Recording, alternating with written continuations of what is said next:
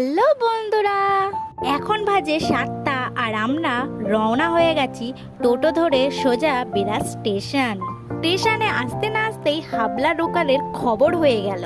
কিন্তু আমরা যাব মুসলান্দপুর, তাও আমরা হাবড়া লোকালে উঠলাম কেন বলুন তো?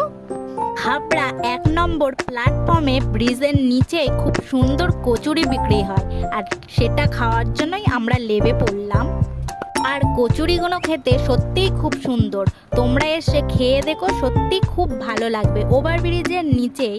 আর আমরা কচুরি খেতে না খেতেই ট্রেনের খবর হয়ে গেল বনগা লোকাল।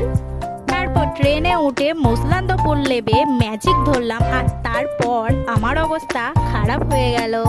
আমার যে কোনো গাড়িতে উল্টো বসলে কেন জানি না বমি পায়। তোমাদের তো বলাই হলো না কোথায় যাচ্ছি, আমার বরের মামার বাড়ি যাচ্ছি, আর এখান থেকেই আমরা যাব কাল ভোরে দীঘা। তো আজকের জন্য বাই।